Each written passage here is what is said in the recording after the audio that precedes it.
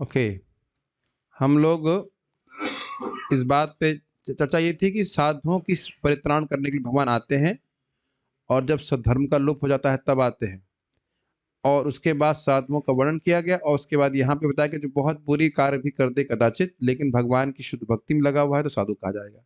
अब एक प्रश्न बन सकता है कि वो एक शुद्ध कब होगा? लगा मान लिया, मानने के लिए आप बोल रहे हो तो मान ले रहे साधु है, लेकिन वाकई साधु कब बनेगा? कब उसका आचरण अच्छा होगा? तो उसको भी भगवान अगले श्लोक से बता रहे हैं, पढ़िए। ओके, आपको पावर की बड़ी इच्छा है।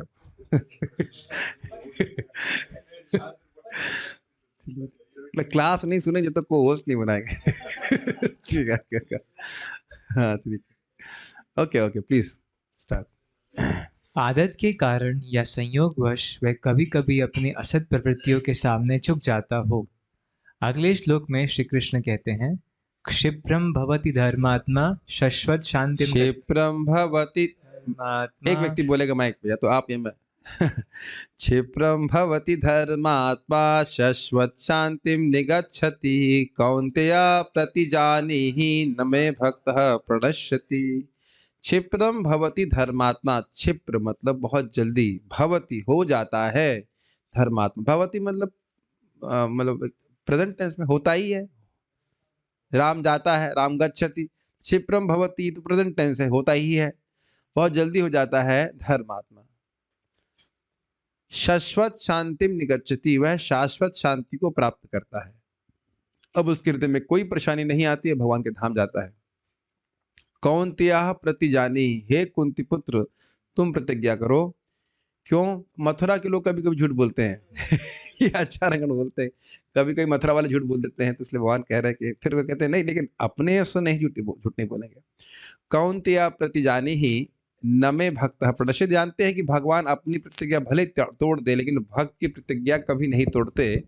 तो इसलिए अर्जुन के द्वारा यह प्रतिज्ञा करवा रहे हैं कि मेरे भक्त का कभी नाश नहीं होता। अब इस पे बड़े प्रश्न बन जाएंगे कि क्या भक्त का शरीर कभी नष्ट नहीं होता? तो ये वादा तो भगवान ने कभी नहीं दिया। जातस्य ही ध्रुवो मृत्यु ध्रुवम जन्म मृतस्य च तस्मात् पर्यारार्थे नात्वम शोचितुमर्हसि। जिसका जन्म हुआ है उसकी मृत्यु भी होनी है, तो वो बात नहीं है। मेन बात है, मुख्य बात है, भगवान की भक्ति का लोप कभी नहीं होता। जितनी भी उसने आध्यात्मिक प्रगति करी है वह हमेशा रक्षारत, उसकी रक्षा करते हैं भगवान। अब यह भी हो सकता है कि भगवान शरीर की रक्षा करें, जैसे प्रहलाद महाराज नहीं मरे, वो तो है ही, लेकिन हम सभी भक्तों पे, सामान्य भक्तों पे तो यही बात घटित होगा। ऐसा नहीं कि हम लोग शरीर नहीं छोड़ेंगे, लेकिन जन्म जन्मांतर हमारी भक्ति का नाश कभी नहीं होगा। ये नहीं है कि अब हम लोग कर्म के बंधन में पड़ करके शरीर प्राप्त करें। मैं फिर से रिपीट कर रहा हूं, सबसे बड़ा विध्वंस या सबसे बड़ा विनाश ये होगा कि कोई व्यक्ति कर्म बंधन में पड़ जाए, उसके अनुसार शरीर ग्रहण करे। और आप वो देख रहे हैं, बड़ी ही भयानक और विकट स्थिति है वो। आप यस बोल रहे हैं, पहले विचार कीजिए मैं क्या कह रहा हूं। कर्म बंधन के अनुसार जा रहा है तो इसकी ट्रेजेक्टरी बिल्कुल अनगाइडेड है। ये कर्म किया तो वहां पहुंच गया, उसका वहां कर्म किया तो वहां पहुंच गया, उसका वो कर्म किया तो वहां पहुंच गया। सांप सीढ़ी की तरह इधर उधर उधर जा रहा है, भटक रहा है। लेकिन भगवान का भक्त का मान लो पतन भी हो जाए या कुछ गलत भी कर दिया, तो भी भगवान की व्यवस्था से वह जन्म लेगा। वो एक ट्रेजेक्टरी में है, वो गाइडेड मिसाइल है। अगर कहा जाए तो ही इज अंडर गाइडेंस। क्या ये बात हजम हुई कि नहीं हुई? कुछ समझ में आ रहा है? जो व्यक्ति भगवान की भक्ति का संपर्क प्राप्त नहीं किया है, ही इज लॉस्ट। पतन मतलब भक्ति नहीं कर पाया, अब स्त्री संग है, जो चार नियम का पालन नहीं कर पाया, गिर गया, भक्ति ही छूट गई मानो उसकी। तो हाँ, भक्ति छूट भी गई तो भी उसका विनाश नहीं होता। और किसी को पतन कहेंगे तो वो तो ना, उसको तो ना पतन कहा जाएगा। और जो भक्ति कर ही नहीं रहा है उसको तो पतन नहीं कहा। पतन मतलब ऊपर से गिरेगा ना, जो जमीन पे पड़ा उसे तो ना पतन कहा जाएगा। आप भी कैसे बात करते हो? वो ऊपर चढ़ा है, कोई ऊपर कुछ चढ़ने का प्रयास कर रहा है तब तो गिरेगा ना। तुम भक्ति की है, 4 माला, 2 4 माला, जो 5 माला, 10 माला, जो कुछ भी किया है, वो तो उसके अकाउंट में हमेशा के लिए चला गया। और भगवान उसको दोबारा अपनी कृपा से और अपनी व्यवस्था से जन्म देंगे। और बहुत से भक्त इस ग्रुप में इसी प्रकार के हैं, जिनको हम ग्रुप मत केवल यहाँ की बात नहीं कर रहा हूँ और काफ़ी लोगों की बात कर रहे हैं। हम लोग भक्ति के संपर्क में कोई पहली बार नहीं आए हैं। नहीं तो ये प्रभुपाद जी बड़ा स्पष्ट बोलते हैं, भक्ति इज़ अ इटर्नल प्रोसेस। मतलब युवावस्था में, कलयुग में कोई व्यक्ति भक्ति करने के प्रति इच्छुक हो जाए, तो अब ये नेक्स्ट टू इम्पॉसिबल बानी है, नेक्स्ट टू इम्पॉसिबल। और उसमें भी आप देख रहे हैं कि कुछ लोगों का बहुत उत्साह होता है भक्ति करने में। आज ही हम एक बात कर रहे थे कि 18 साल के बच्चे लोग कहाँ इतना कुछ फिलॉसफी में रुचि रखेंगे। हम देख रहे हैं हमारे ग्रुप में 18-19 साल के बच्चे लोग भी हैं। बच्चा हमारी दृष्टि से तो बच्चे ही हैं, लेकिन कितना कृष्ण भावना में, श्रीमद् भागवतम में, भगवत गीता में, फिलॉसफी में, सिद्धांत में रुचि है। ये तो क्या एक जन्म का है। जिसने यह देख लिया वह इसी धन को बढ़ाने के चक्कर में रहेगा। जैसे हमारे कविराज प्रभु हैं, ये कोई एक जन्म के वैद्य है, वो ऐसा नहीं है, पिछले जन्म में भी कुछ करके आए, तभी देखिए एकदम प्रवृत्त हो रहे हैं। देख रहे हैं ना, इनको रोका जा रहा है, नहीं तो ये तो उसमें डूब जाए, है कि नहीं। पूरा मैं कह सकता हूँ 10-12 घंटे भी उसमें निवेशित करने में कोई कठिनाई नहीं होगी आपको, इज इट नॉट। पूरा गुरु महाराज के रुको रुको रुको, तो फिर वैद्य बन जाओ। That was a very nice comment. फिर भी हम उनको सेवा में लगा रहे हैं, लेकिन ये होता है जिसमें आप देखेंगे कुछ सहज प्रवृत्ति हो रही है। बड़ा उत्साहित करने वाला श्लोक है। जन्म जन्मांतर के कह रहा था कि एक जन्म में नहीं जाएंगे। अरे भाई तुम जाओगे जरूर, पक्का पक्का जाएंगे, इसमें कोई संदेह नहीं। चाहे एक जन्म लगे चाहे 2 लगे, वो हम लोग अब उस, how to say, we have come in the fold of Krishna. इसका अर्थ समझते हैं, फोल्ड ऑफ कृष्णा, भगवान कृष्ण के संरक्षण में आ गए। कौन त्यह प्रति जान ही न में भक्त प्रदर्शित। फिर कोई भक्त जो भक्तों के प्रति अपराध कर रहा है, जी हाँ, वो भी अपराध कर रहा है, तो ठीक है, वो भगवान के पास तो नहीं जा पाएगा, लेकिन फिर भी जो जब उसका जन्म होगा, फिर भगवान को जो व्यवस्था करेंगे कि उसको भक्ति का मौका मिले। एक बात ये भी सोचनी चाहिए कि जो व्यक्ति भक्ति करते हुए भक्तों का अपराध कर रहा है, तो उसकी कुछ बुद्धि डिस्टर्ब है कि नहीं। भक्ति करते हुए जो भक्त का अपराध कर रहा है, वह तो कुछ उसकी बुद्धि डिस्टर्ब है। मतलब वो, ये तो बेवकूफी की बात है, क्यों भक्तों से अपराध कर रहे हो, हमारा लाभ होगा भक्तों की सेवा करके। तो अब उसकी बुद्धि नहीं आ रही तो क्या करेंगे, थोड़ा एक जन्म और मिलेगा, और उसको अपने किए गए अपराध के भगवान कुछ दंड भी देंगे, लेकिन फिर भी ऐसा नहीं कि भक्ति का मौका नहीं देंगे। जैसे एक छोटा सा एग्जाम्पल आप ले लीजिए, यहीं पास ही घटना है कालियादह की। ये शौबरी ऋषि का आश्रम था, तो वह तपस्या कर रहे थे, तो उस तपस्या के नाते वे शक्तिशाली हो गए और गरुड़ जी का अपराध कर दिए थे कि गरुड़ जी यहाँ पे आए मछली खाने के लिए, तो अब वह मर जाएंगे। तो उस कारण से उनकी भौतिक वासना जागृत हो गई 10,000 साल के बाद की तपस्या के बाद भी। और एक पत्नी नहीं, 50 पति से शादी की है। और मैं समझता हूँ 50 बच्चे पैदा किए थे, एक से 10 थे, मुझे याद नहीं क्या एग्जैक्ट फिगर है, 10 तो थे कम से कम, और पता नहीं 50 भी हो सकते हैं, कुछ मुझे नहीं पता, बुरा लग जाएगा ज्यादा बढ़ा दूंगा तो मैं। है कि नहीं। तो ये हो गया, लेकिन इसका अर्थ यह नहीं, फिर वो कई साल के बाद फिर उनको समझ में आया भागवत में वर्णन, अरे मैं क्या कर रहा था ये। तो मतलब एक थोड़ा अहंकार के कारण हो गया अपराध, ऐसा नहीं था कि वो भक्तों के द्वेषी ही मात्र थे, लेकिन एक अपराध हो गया तो उससे फिर गलती हो गई, लेकिन फिर भी उनकी भक्ति नष्ट नहीं हुई। तो ये बहुत अच्छा श्लोक है। इसका मतलब ये नहीं कि अब हम खुल्लम खुल्ला अपराध करेंगे, वो बात नहीं है, लेकिन ये विश्वास रखना चाहिए कि जन्म जन्मांतर भगवान हमको भक्ति में अग्रसर करते चले जाएंगे। नहीं तो आप देखो कितना भी भक्ति कर लो, कोई व्यक्ति आपको ऐसा मिल जाएगा जो आपसे उम्र में भी कम है, लेकिन भक्ति में बहुत आगे बढ़ा हुआ है। ये होगा हमेशा। और वो कारण क्या है बताइए, सिंपल कारण है, वो पहले जन्म का बैकअप उसका बहुत ज्यादा है। कभी द्वेष नहीं करना चाहिए, मेक सेंस। उस शरीर के ऊपर भक्ति निर्भर नहीं करती है। ध्रुव महाराज को देख लीजिए, 4 महीने में भगवान की प्राप्ति कर ली, और बाकी ऋषि मुनि रगड़ रहे थे भगवान को प्राप्त करने के लिए। सब चीजें हैं। ये बहुत अच्छा श्लोक है। कुछ कहना चाहते हैं आप तक? आप माइक मेरे पास कॉर्डलेस है?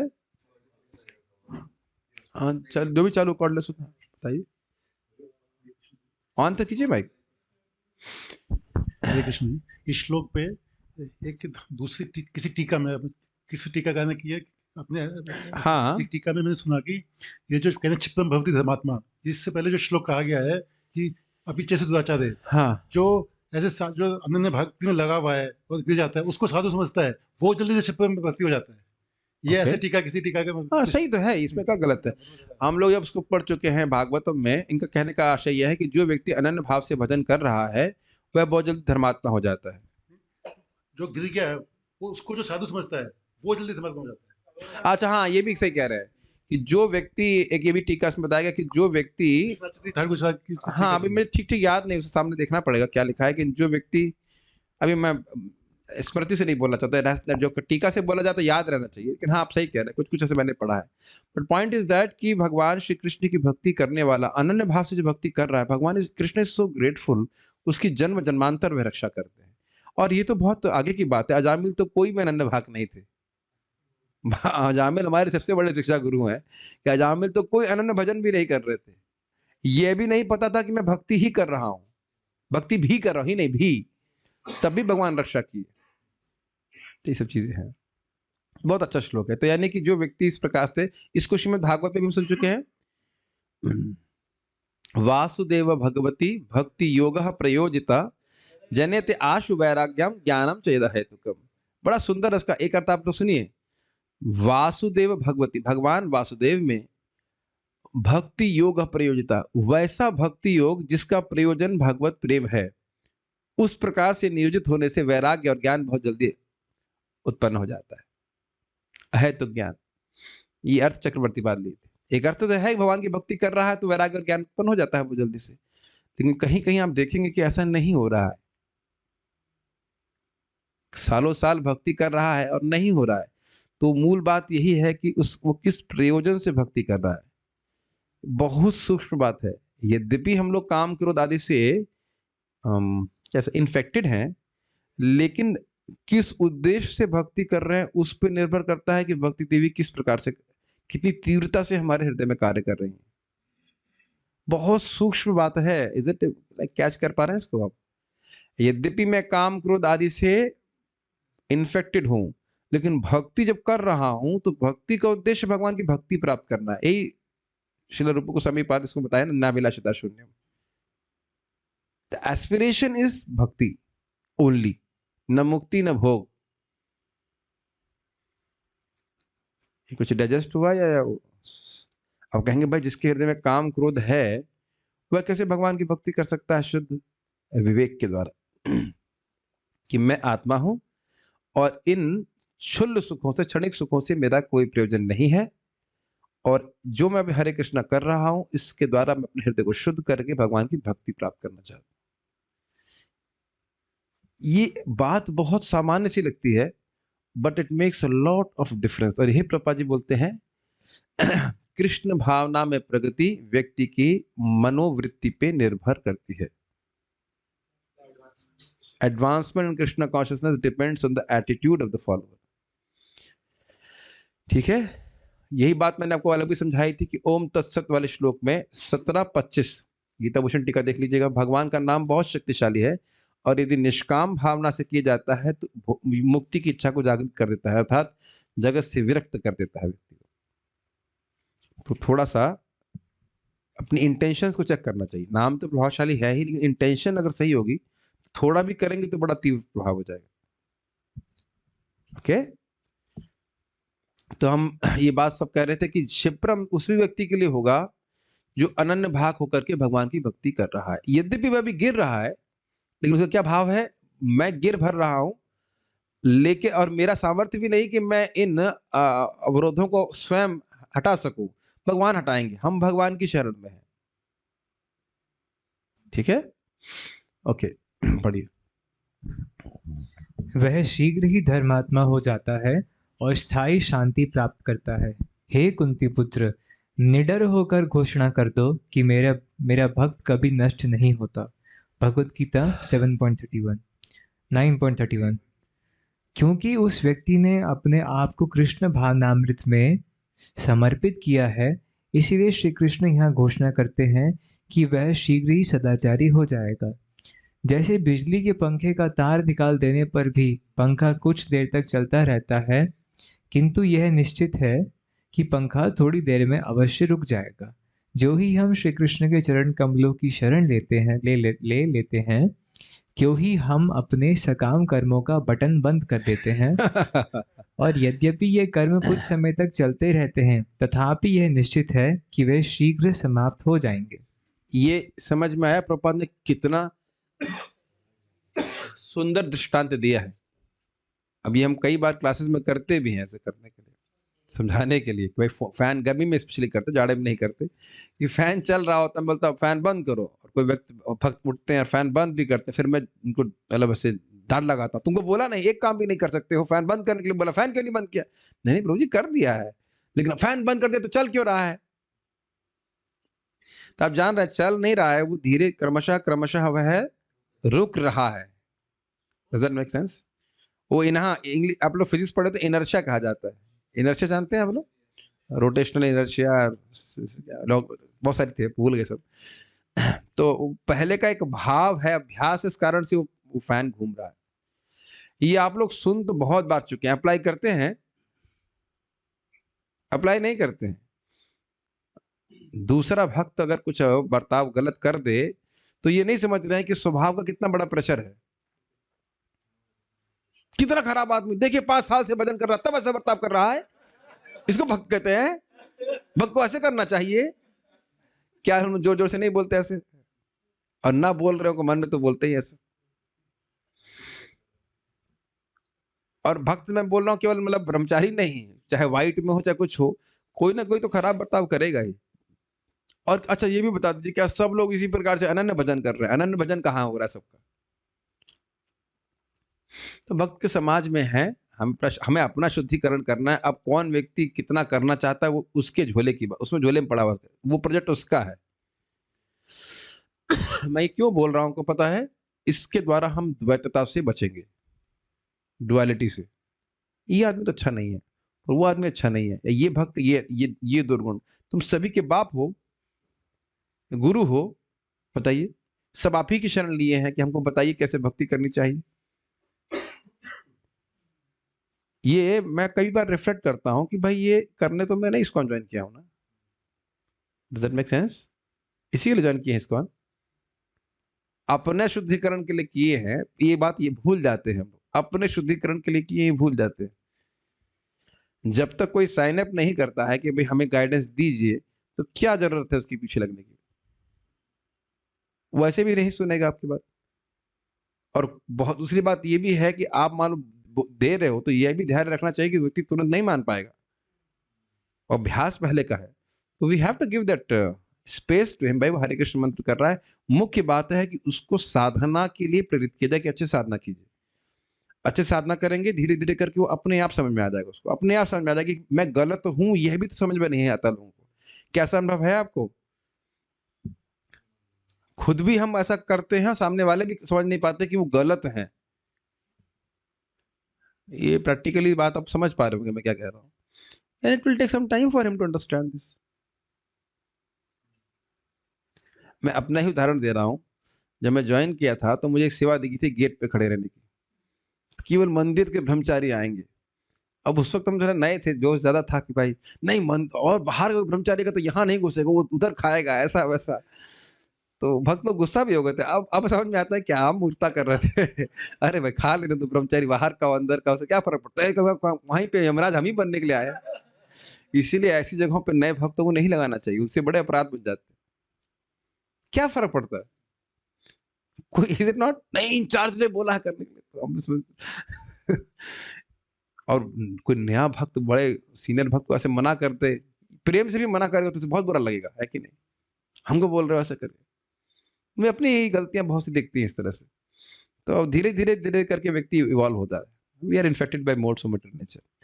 तो बहुत अच्छा एग्जाम्पल दे रहे हैं। अब सकाम कर्मों का बटन से क्या आशय है? भाई हम लोग तो इसी के अभ्यस्त है ना। सकाम कर्म मतलब भोग प्राप्ति के लिए किया गया कर्म। तो अब इसके अलावा किया क्या है जिंदगी भर, बताइए। इस जीवन में देख लीजिए तो 21 साल 22 साल जिसमें भी हम आए यही काम किया है। भैया हमने तो कोई भोग नहीं किया। आलू के पराठे कौन खाया है? घर में दबा दबा करके, याद आ रहा ना, जलेबी और दही कौन सा पोड़ा है उसको, हम ही लोग तो खाए हैं कि नहीं? ठाकुर जी को भोग तो लगा ही नहीं। ये तो नहीं कि बचपन से हम बस अब पैदा जब से हुए तो मतलब अन्न प्राशन से पहले पूछा ये भोग लगाए कि नहीं। ये नरोत्तम दास ठाकुर तो है नहीं। तो देखे ना, भोग करने के अभ्यस्त हैं तो अब धीरे धीरे धीरे करके वो भावना समाप्त होगी। कई बार लोग बोलते हैं लेकिन भगवान को भोग लगा के ही खाना खाऊंगा, ग्रहण करूंगा, ये भी बहुत बड़ा व्रत है, बहुत बड़ा व्रत है कि नहीं? यू आर ऑलवेज कॉन्शियस कि जो भी आप खा रहे हैं भगवान का प्रसाद होना चाहिए। कि बहुत बड़ा व्रत है, हल्का नहीं है। आप अब बहुत परीक्षा भी ली जाएगी। परीक्षा से बचना है तो घर से बाहर बंद कर लिए या घर से बहुत दूर मत जाइए, ऐसे डोरी बांध दीजिए कि भूख लगे तो डोरी खींचने लग जाए, वापस आ जाए और प्रसाद पा ले। ये बड़ा परीक्षा होती है, कहाँ जाएंगे, प्रसाद कहाँ मिलेगा। In this way we are conscious.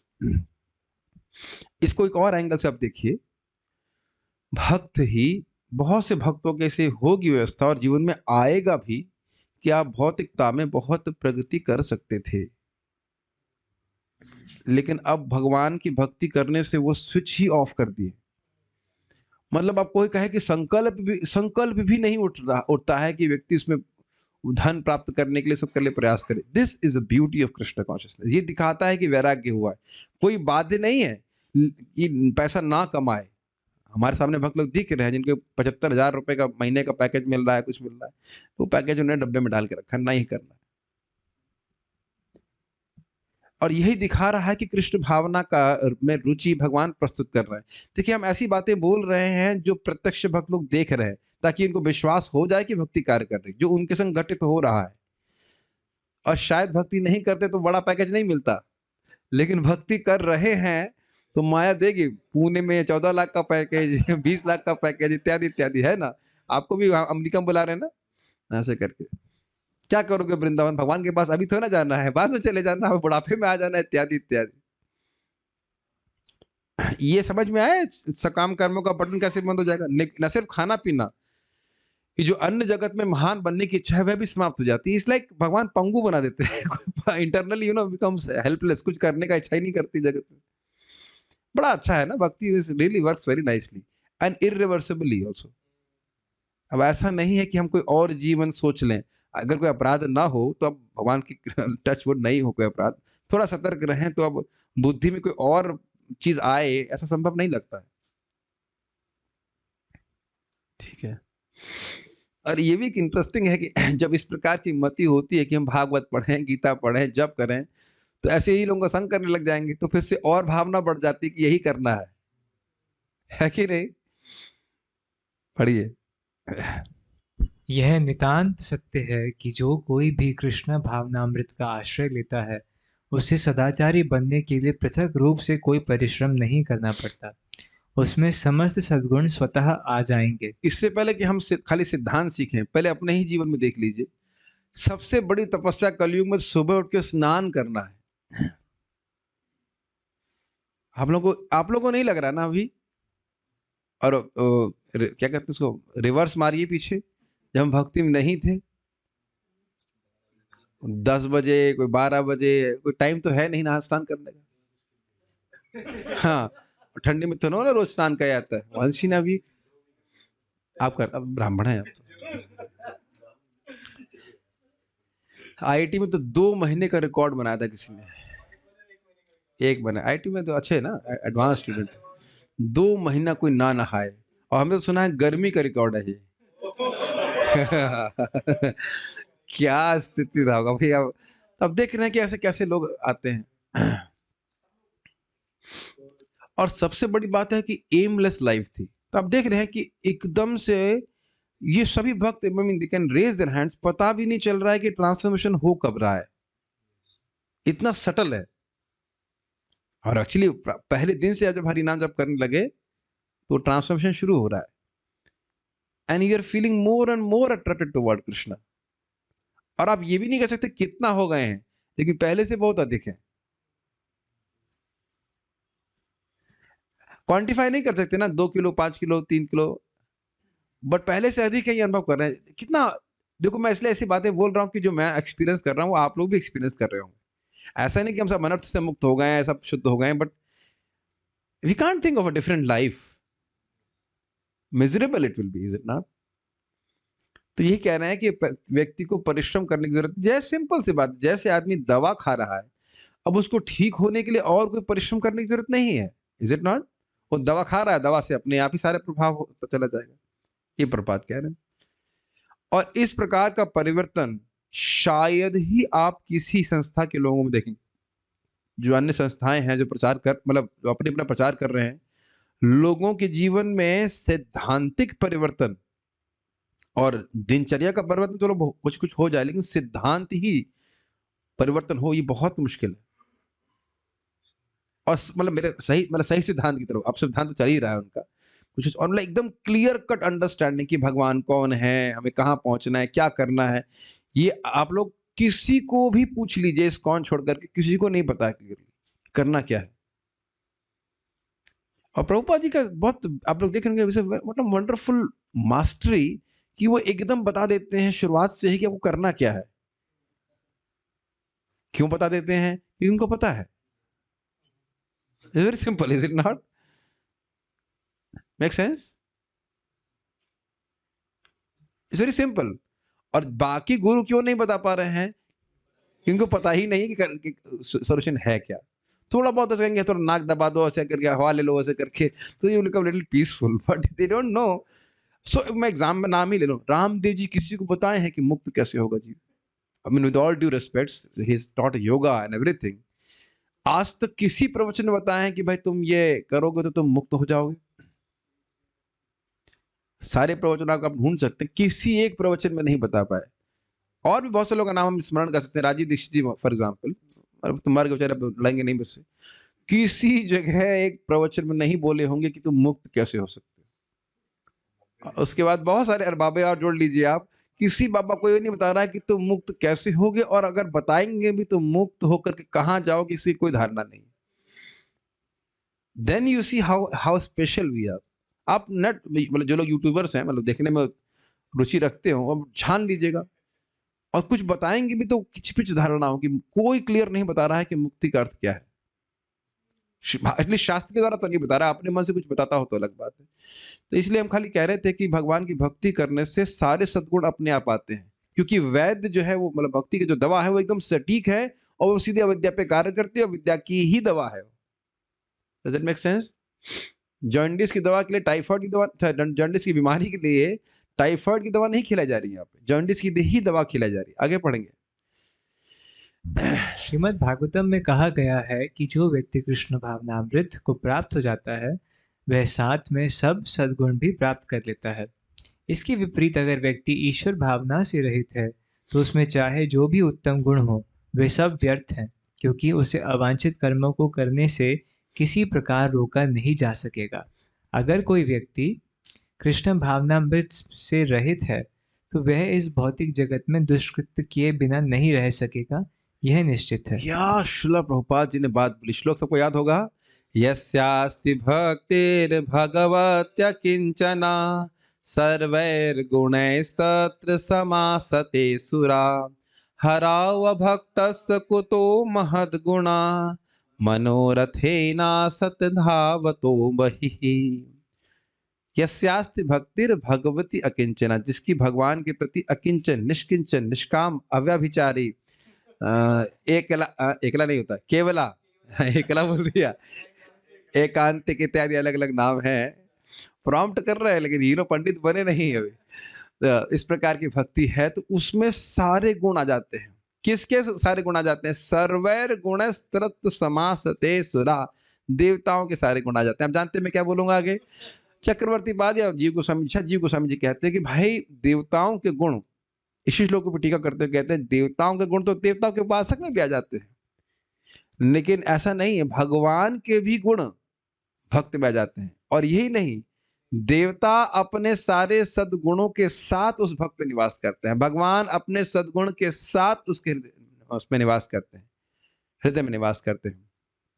तुम्हारे हृदय सदा गोविंद विश्राम, ये निष्काम भक्ति का बड़ा प्रभाव है।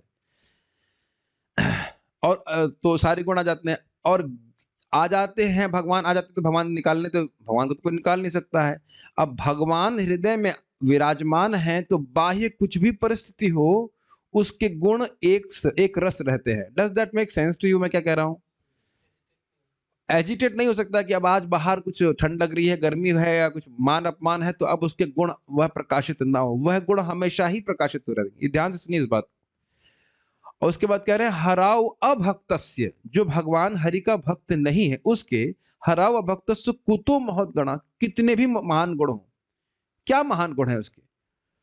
क्यों ऐसा बोल? भाई बहुत सारे गुण हैं उसके, तो कहते नहीं, मनोरथे ना सती धावतो बही, वो तो मन के रथ पे आरूढ़ है। आज वो मन अच्छा बोल रहा है, उसी बात को बुरा बोलेगा तो वो पूरा बिल्कुल विपरीत हो जाएगा। उदाहरण किसका दिया करता हूं मैं, बताइए? देवकी और कंस। कंस इतना प्रेम कर रहा है अपनी बहन से कि सारथी बनने के लिए तैयार, जबकि राजा है। और जहां सुन लिया कि मेरी बहन का 8वां पुत्र मारेगा, तुरंत सबके सामने इतना शूरवीर किसी स्त्री का बाल पकड़े, कितना खराब बात है, वो भी शादी के अवसर पर, उसका गर्दन काटने के लिए होते। हो गया ना मन का भाव चेंज। और इसी के जस्ट विपरीत देखिए, यही देवकी और वसुदेव और कंस। फिर सीन चेंज कीजिए, जब दुर्गा जी हाथ से निकल गई थी तब उसको बहुत संताप हुआ कि अरे देवकी, तुम मेरी उपास्या दुर्गा जी की मतलब उपासना माँ है, ये तो अत्यंत पूजनीय है, मुझसे बहुत बड़ा अपराध हो गया। तो तुरंत वो क्षमा मांग लेगा और उसके बाद गीता की फिलॉसफी चालू। असुर लोग अपने हिसाब से फिलॉसफी इस्तेमाल करते हैं। देखिए भाई, सब कुछ तो कर्म के आधार पे है। हम तो एक एक मतलब हम तो काल के, हम तो निमित्त मात्र हैं, मैंने तो कुछ नहीं किया। और अद्भुत बात यह है कि हम में से कोई व्यक्ति स्वीकार नहीं करेगा तब गीता की फिलॉसफी, लेकिन वसुदेव जी और देवकी उसको माफ कर दी, कहते हाँ सही कह रहे हैं। अब देखिए, तो ये बहुत बड़ी बात है और इसी में बहुत सुंदर बात हम पहले भी कह चुके हैं, फिर यहाँ पे कहूंगा। दो मुख्य गुण हैं, एक कि वह सभी जीवों से प्रेम करता है और दूसरा सभी जीव उससे प्रेम करते हैं। ये दो विशेष लक्षण है और बाकी जितने भी शुभ आप लक्षण सोचते हो वो सब भक्त के जीव हृदय में निवास करते हैं। प्रहलाद महाराज हैं और अन्य सभी भक्त इस प्रकार के उदाहरण। इसीलिए सूत्र क्या समझना है हमको यहाँ पे, लोगों को, व्यक्तियों को हमें गंभीर निष्काम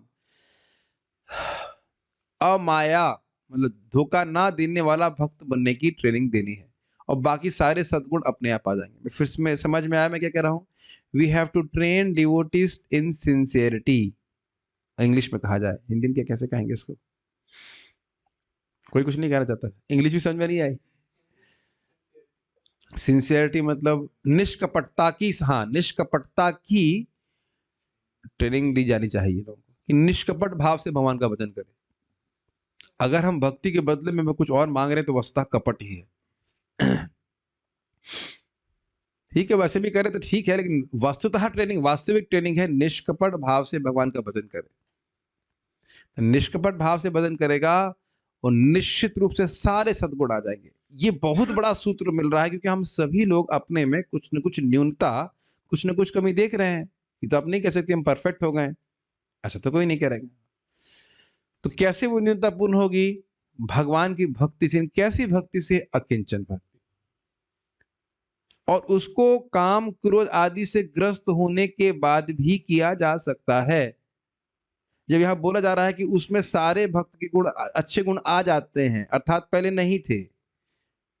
मैं बात बात को बार बार बोल रहा हूं ताकि वो कुछ समझ में आए, नहीं तो कहेंगे हम अशुद्ध हृदय से निष्कपट भजन कैसे कर सकते हैं? That doesn't follow. आपके पास वो कोई मान लीजिए कि दवा ठीक होने के लिए आता है, तो ठीक होने का मतलब क्या है? बीमार है ना, लेकिन वह निष्कपट रोगी है, अर्थात जैसा आपने बताया वैसा वह पालन करेगा। मेरे जैसा कपटी नहीं। मैंने देखा प्रभु जी नहीं, ठीक है 4 चम्मच खिचड़ी खा लो। मैं देख रहा था कब नहीं दिखती, लेकिन नहीं दिखे तो दो की अलाउंस है। मैंने कहा नहीं ठीक है, और थोड़ा 2 खिचड़ी ले आओ, 2 चम्मच। अब मन क्या बोलता है? रोटी तो नहीं खा रहा हूं ना, तो 2 चम्मच खिचड़ी तो बनता है ना। ये तो हमारा कपट है। लेकिन निष्कपट समझ रहे हैं भाई, बीमार है लेकिन वह फॉलो प्रोसेस को ईमानदारी से कर रहा है और अपने को शुद्ध करने के लिए। ये सब बातें बहुत गंभीर है। हर व्यक्ति को नहीं समझ में आता है कि मैं अपने शुद्धिकरण के लिए हरे कृष्ण मंत्र कर रहा हूं। And that makes a lot of difference. मुझे याद है कि एक, सभी लोग तो ऐसे नहीं होते हैं, लेकिन उसमें नियम बन गया, तब मंदिर में बैठ कर सबको जप करना है। 1 घंटा जप किए, एक व्यक्ति ऐसे बोला, अरे भाई अब सब सजा समाप्त हुई।